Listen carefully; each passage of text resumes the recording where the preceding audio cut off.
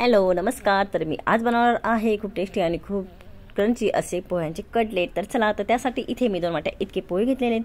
तर पोहे आपल्याला स्वच्छ पाण्याने धुवून घ्यायचे. धुवून झाल्यानंतर इथे मी चाळणीमध्ये निथळायला ठेवलेले आहेत. तर निथळल्यानंतर इथे अद्रक आणि लसूणची पेस्ट तयार करून घ्यायची. पेस्ट तयार करून झाल्यानंतर पोहेसुद्धा आपले खूप छान भिजले गेलेले आहेत. त्यानंतर त्यामध्ये टाकायचे आहेत उकडलेले बटाटे, त्यानंतर हळद, त्यानंतर इथे जिरा पावडर टाकायची आहे, त्यानंतर इथे गरम मसाला टाकायचा आहे, त्यानंतर इथे धनिया पावडर टाकायची, त्यानंतर इथे मी कढीपत्ता जो बारीक कट केलेला आहे तो टाकायचा, चिली फ्लेक्स, त्यानंतर इथे अद्रक लसूणची पेस्ट टाकायची, भरपूर अशी कोथिंबीर टाकायची, त्यानंतर इथे काळी मिरी पावडर आणि इथे चाट मसाला घेतलेला आहे तो टाकायचा आहे. त्यानंतर चवीनुसार मीठ टाकायचं आणि आपल्याला छान एक जीव करून घ्यायचा आहे व्यवस्थित.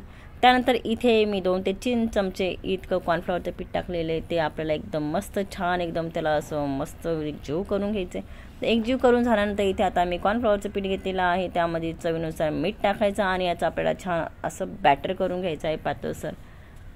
तर इथे बॅटर करून झाल्यानंतर इथे आता आपल्याला एक गोळा तयार करायचा आहे आणि आपल्याला तो छान गोल गोल करून घ्यायचा आहे व्यवस्थित आणि त्याला आपल्याला छान असा आकार द्यायचा आहे गोलाकार.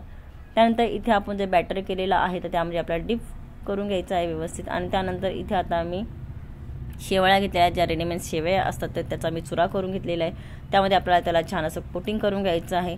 त्यानंतर कढीत तेल गरम केलेलं आहे, त्यामध्ये आपल्याला असं एक एक करून हे जे पॅटीस आहे कटलेट आहे तर ते टाकायचं आहे आणि आपल्याला असं छान एकदम ब्राउनिश कलर येईपर्यंत त्याला आपल्याला असं तेलामध्ये डीप फ्राय करून घ्यायचे. तर खूप टेस्टी आणि खूप क्रंची असे आपले हे कटलेट तयार झालेले आहेत.